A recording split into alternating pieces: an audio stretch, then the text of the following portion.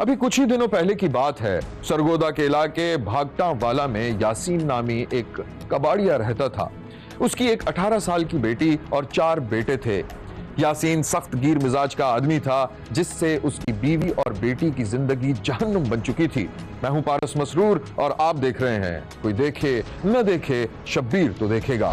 शब्बीर ने देखा कि यासीन एक पुरानी सी मोटरसाइकिल पर गठरी रखे एक महल्ले में आवाज लगा रहा था। तेला डब्बेला भोचीला टुकड़ेला लोयाला लाडला ले आ बोझ से टुकड़े। 3 डब्बे वाले जरा आना। आया बहन। उसकी आवाज सुनकर एक घर से एक औरत ने झांका और उसे अपने पास बुलाया। ये कबाड़ है, ये देख लो। दिखाओ जरा, इधर लेकर आओ। ये लो।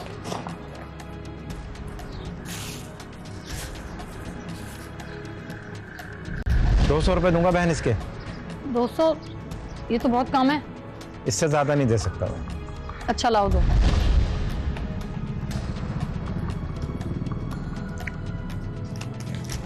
यासीन ने पैसे दिए और काट कबाड़ को बोरी में डालकर बाहर आ गया।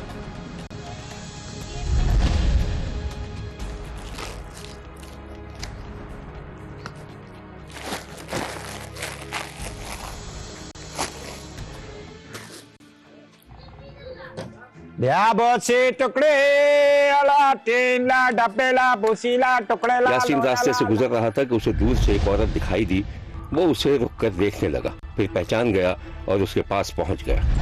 तू किधर जा रही है? मैं बाजार जा रही हूँ। तो किसी बच्चे को साथ ले लेती। अरे सारे बच्चे खेल में मगन थे और मेरे अकेले जाने में क्या मसला है? अरे अच्छा नहीं लगता। चला बैठ, गाड़ी में बैठ। तेरी गाड़ी में जगह ही कहाँ है जो मैं बैठूंगी?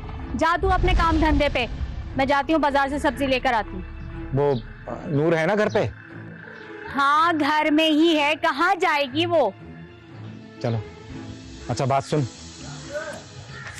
ये सब्जी ले जाना, लेती भी आना। जाओ चल ठीक है। जल्दी आ जा, घर पे ही हूँ मैं। अरे हाँ आ रही हूँ। यासीन की बीवी आगे बढ़ गई और यासीन अपनी कबाड़ की बोरी लेकर कबाड़िये की दुकान पर चला गया, जहां पहले से मुस्तफा नामी एक शख्स टूटी हुई कुर्सी पर बैठा हुआ था। ये बात। अस्सलाम वालेकुम। वालेकुम अस्सलाम। रख दे भाई इधर तराजू पे। ये ले भाई, तोल ले। रख दे तराजू पे। अबे यासीन भाई कैसे हो? काम धंधा कैसा चल रहा है? बस यार अल्लाह का शुक्र है, बस दाल रोटी के चक्कर में पड़े रहते हैं यार। अबे यार ये दाल रोटी वाला मामला तो है, लेकिन एक बात बताओ, तुम्हारी बीवी और बेटी भी काम कर रही है क्या? खैर तो है, तो अपनी बता, सब ठीक ठाक तो है ना? अरे ये क्या बताएगा, जब देखो औरतों के चक्कर में लगा रहता है। अबे चंदा क्यों बदनाम कर रहा है? यासीन भाई ऐसी कोई बात नहीं है, ऐसे ही कह रहा है ये। क्यों? कल तू वहाँ खड़ा होकर औरत से बात नहीं कर रहा था? अबे तो क्या हुआ, कोई जबरदस्ती बात तो नहीं कर रहा था। अबे तो वो थी कौन? अबे कोई भी थी यार, तुम जाओ अपना काम करो यार। मतलब मेरा के अपने महल्ले की थी क्या? अबे नई मोहल्ले की थी यार, छोड़ो यार। उस रोज यासीन खासा परेशान था। मुस्तफा ने जिस औरत के बारे में जिक्र किया था, यासीन को पता नहीं क्यों शक सा हो रहा था कि वो उसकी बीवी थी या बेटी। अब वो बीवी बेटी पर खास नजर रखने लगा था। एक दिन यासीन की 18 साल बेटी घर से बाहर निकलने लगी तो बाप ने उसे टोक दिया। ये इन कामों के अलावा ना जरा घर पे भी ध्यान दे ले, अपनी औलाद पे भी ध्यान दे ले जरा। घर पे ध्यान दे ले, बच्चे पे ध्यान दे दे, बाहर के कामों पे ध्यान दे दे, कभी अपने ऊपर भी ध्यान दिया कर, अपने काम पे भी ध्यान दिया कर। हर वक्त घर में बातें सुनाता रहता है। बस बस, ज्यादा बोलने की जरूरत नहीं है। ज्यादा बोलने की जरूरत नहीं है। कहाँ जा रही है भाई? अब्बा वो खालम्मा ने बुलाया था, वहां जा रही हूँ। किसी से पूछा? तेरे से पूछा इसने? हाँ हाँ मुझसे पूछ के जा रही है। ऐसी कौन सा कयामत आ गई? कयामत आई नहीं, कयामत आ जाएगी, समझ में आई? कोई जरूरत नहीं है जाने की, जाके अंदर जाके बैठो, शाम को मैं जाऊंगा, छोड़ दूंगा तुम्हें। अरे क्या हो गया, क्यों उसको इतनी बातें सुना रहे हो? बच्ची है वो, अगर थोड़ी देर के लिए चली जाएगी तो कौन सा ऐसा अजाब हो जाएगा? शक नहीं कर रहा हूँ, समझा रहा हूँ, ये अकेली कहीं नहीं जाएगी। बस तुम एक काम करो, इसका गला घोट के जमीन में गाड़ दो, मार दो इसको जान से। ना बजेगा बांस, ना बजेगी बांसुरी, मर जाएगी ना, सुकून हो जाएगा तुम्हारी जिंदगी में। बेटा तू परेशान मत हो, मैं तुझे खुद लेके जाऊंगी। हाँ, माँ के साथ ही जाना। साथ ले जाऊंगी, पहले ले जाती ना। अच्छा, चिक चिक करने की जरूरत नहीं है, बंद करो आवाज। जब देखो चिक चिक चिक चिक घर में। दिमाग खराब, दिमाग खराब। अरे जाओ जाके काम करो अपना। चल, तेरे मुंह कौन लगे। यासीन की बीवी जिस घर में झाड़ू पोछा करती थी, उसी मोहल्ले में मुस्तफा नामी शख्स भी रहता था जिसे यासीन जानता था। एक दिन यासीन की बीवी एक बंगले से काम करके निकली तो चौकीदार के साथ चबूतरे पर बैठे हुए मुस्तफा ने उसे रोक लिया। अरे एक मिनट रुकना, तुम यही काम करती हो? जी यार ये सामने वाली बाजी को काम वाली की जरूरत है, करोगी काम? जी कर लूंगी। दो अपना नंबर। भाई मेरे पास नंबर नहीं है। हाँ, मेरे शौहर का नंबर है, लिख लो मोबाइल पे। लिखवाओ। 0316566982। मुस्तफा ने फरखंदा का नंबर नोट कर लिया और जब वो चली गई तो मुस्तफा ने चौकीदार को मानी खेज नजरों से देखा। तुम तो चौकीदार हो, कैसी है ये औरत? सही है, काम करने वाली है, भरोसा मत है। अच्छा, मुस्तफा ने किसी बंगले वाली को फरखंदा के शौहर का नंबर दिया था। तकबीर ने देखा कि फरखंदा के शौहर यासीन का फोन बज रहा था। एक घर की मालिकन उसे फोन कर रही थी। हेलो, हाँ हेलो, ये फरखंदा का नंबर है? जी आप कौन? जी मुझे काम वाली चाहिए थी ना। हाँ हाँ ठीक है, पहुंच जाएगी। कहाँ लेके आना है? तो मुझे नंबर दिया था किसी ने। चलो ठीक है, आ जाएगी। ठीक, ओके। फोन बंद करने के बाद उसने बीवी को आवाज दी मगर वो घर पर नहीं थी। फिर उसने गुस्से में अपनी बेटी को बुलाया। फुरकंदा, ए फुरकंदा, नूर, नूर।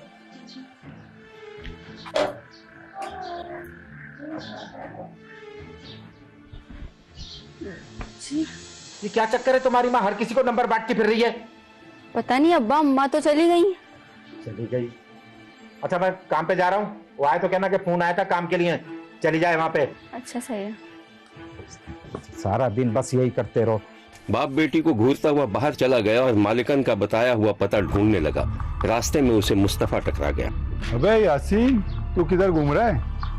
अबे यार बस, यार ये बता, ये पता कहाँ पे है यार? ये कौन सी गली है? ये तो वो गली के कोने में वाला मकान है, पर यहाँ तेरा क्या काम है?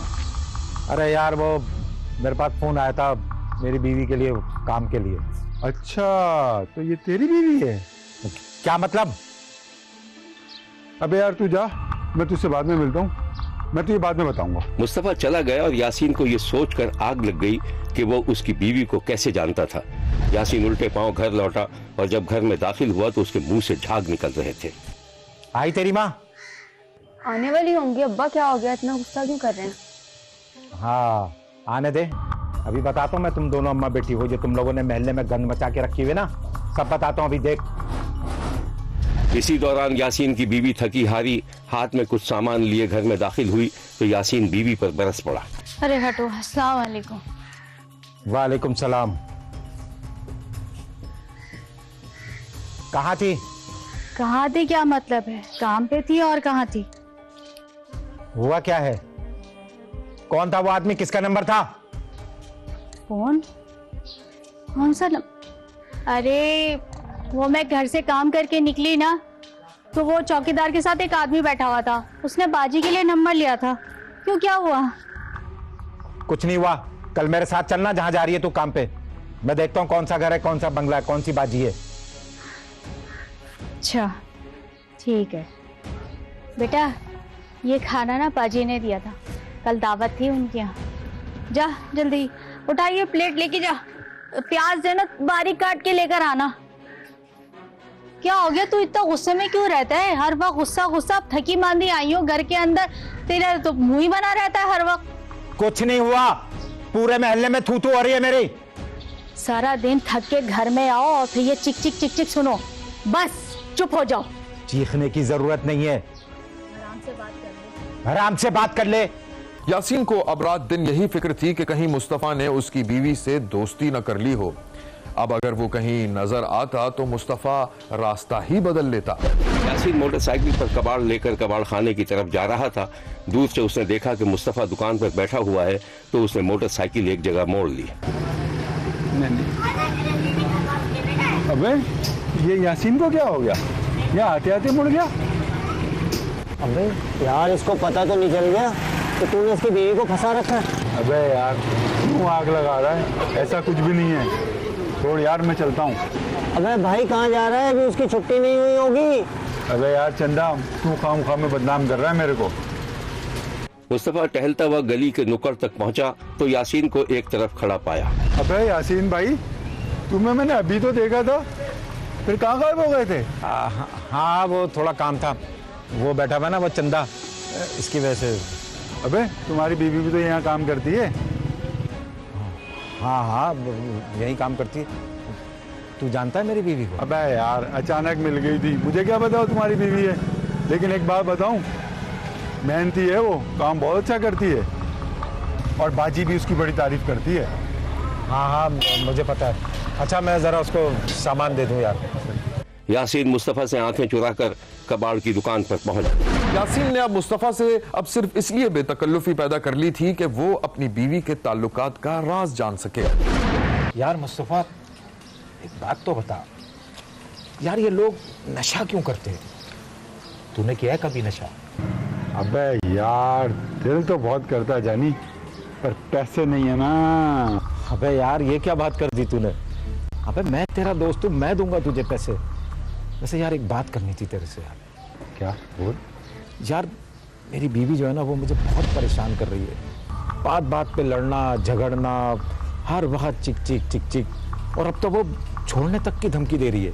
अबे लड़ाई नहीं किया कर, क्या बात है मुझे बता, मैं उससे बात करूंगा। अब तू समझाएगा उसे? तेरी क्या दोस्त है वो? अबे नहीं यार, मैं कहने का मतलब है मैं बाजी से बात करूंगा, बाजी समझा देगी उसको। तू भी, तेरे दिमाग में पता नहीं क्या चल रहा है। नहीं यार मुझे लगता है कि मेरी बीवी मुझसे बेवफाई कर रही है। अरे नहीं यार, अच्छी शरीफ औरत है, ऐसा नहीं है यार। हाँ भाई मुझसे ज़्यादा तुझे पता है। चल ठीक है यार। अच्छा एक काम कर यार, मुझे ज़रा आगे तक छोड़ दे यार। यासीन को पूरा यकीन हो गया था कि मुस्तफा और उसकी बीवी के ताल्लुकात थे। गुस्से और तैश का ये आलम था कि वो उसको जान तक से मार सकता था। ये बड़ा अजीब था जब शब्बीर ने देखा कि यासीन पागलों की तरह घर के बर्तन उठा कर फेंक रहा था। उसकी बीवी और बेटी दुबक कर बैठे हुए थे। जान से मार दूंगा मैं तुम लोगों को, जिंदा नहीं छोड़ूंगा मैं, जिंदा नहीं छोड़ूंगा मैं। तुम लोगों ने मेरी जिंदगी हराम कर दी है। तेरे से मार दूंगा मैं, तेरे से मार।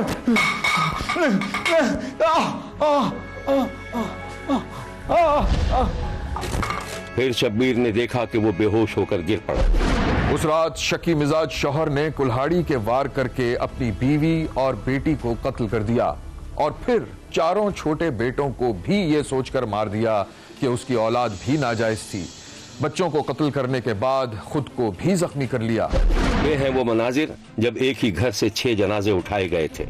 जी 10:30 ਵਜੇ ਦਾ ਟਾਈਮ ਸੀ ਜਿਸ ਟਾਈਮ ਲੋਕਾਂ ਨੂੰ ਪਤਾ ਲੱਗਾ, ਲੋਕ ਬਾਜ਼ਾਰ ਦੇ ਵਿੱਚ ਆਏ ਆ। ਬਾਕੀ ਅਸਲ ਵਕੂਆ ਦਾ ਕੋਈ ਪਤਾ ਨਹੀਂ, ਉਹਨੇ ਆਪਣੇ 6 ਜੀ ਜਿਹੜੇ ਉਹਨੇ ਕਤਲ ਕਰਕੇ ਤੇ ਬਸ 7ਵਾਂ ਉਹਨੇ ਆਪਣੇ ਆਪ ਨੂੰ ਕੁਹਾੜਾ ਮਾਰਿਆ ਬਸ। ਹੋਰ ਕਿਸੇ ਮਹੱਲੇਦਾਰ ਨੂੰ, ਕਿਸੇ ਭੈਣ ਭਰਾ ਨੂੰ ਕੋਈ ਪਤਾ ਨਹੀਂਗਾ ਕਿ ਕੀ ਹੋਇਆ ਤੇ ਕੀ ਨਹੀਂ ਹੋਇਆ। ਉਸ ਤੋਂ ਛੋਟਾ ਫਿਰ ਬੱਚਾ ਸੀ ਤੈयब हसन, ਉਹਦੀ ਉਮਰ ਹੋਣੀ ਹੈ ਤਕਰੀਬਨ ਕੋਈ 10-11 ਸਾਲ। ਉਸ ਤੋਂ ਛੋਟਾ ਫਿਰ ਬੱਚਾ ਸੀ, ਉਹਦੀ ਉਮਰ ਹੋਣੀ ਹੈ ਤਕਰੀਬਨ 4 ਤੋਂ 5 ਸਾਲ। ਉਸ ਤੋਂ ਛੋਟਾ ਫਿਰ ਬੱਚਾ ਸੀ, ਉਹਦੀ ਉਮਰ ਹੋਣੀ ਹੈ ਤਕਰੀਬਨ 7-8 ਮਹੀਨੇ। ਅਬਦੁਲ ਹਾਦੀ ਉਹਦਾ ਨਾਮ ਸੀ ਛੋਟੇ ਬੱਚੇ ਦਾ। ਤੇ ਉਹ ਮੇਰੇ ਭਾਈ ਵੱਡੇ ਨੇ ਉਹਨਾਂ ਨੂੰ ਕਤਲ ਕਰ ਦਿੱਤਾ ਹੈ। पता नहीं किस वजह तो किया है, ये गल अजे तक सामने नहीं आई। उसने अपने आप को जख्मी किया। उसके बाद उसके अजीजों ने उसके घर छलांगे लगा के उसे पकड़ा। पकड़ने के बाद तो वो जख्मी था, जख्मी को हॉस्पिटल लेके गए। तो ये सारा जो वाक़या है ये सामने आ गया। भी मुलजम रोही के मेन मुलजम यासीन भी गिरफ्तार है, और गुलाम जिसकी वजह से सारा वारून हुआ है वो भी गिरफ्तार है। दोनों की तफ्तीश की जा रही है। जो डेड बॉडीज है उनका पोस्टमार्टम हो चुका है, और जो भी कानूनी कार्रवाई है वो जारी है, और इंशाल्लाह मुलजम जो है इसको सजा दिलाई जाएगी। शब्बीर को पता चला है कि इस वाक़े के कुछ दिनों बाद मुलजिम को पुलिस अस्पताल से अपने साथ ले गई थी, जहां से खबर आई कि मुलजिम पुलिस मुकाबले में हलाक हो गया था। देखते रहिए, क्योंकि कोई देखे न देखे शब्बीर तो देखेगा। फिर हाजिर होंगे इसी वक्त सिर्फ एक्सप्रेस न्यूज पर। देखना मत भूलिएगा, क्योंकि कोई देखे न देखे शब्बीर तो देखेगा।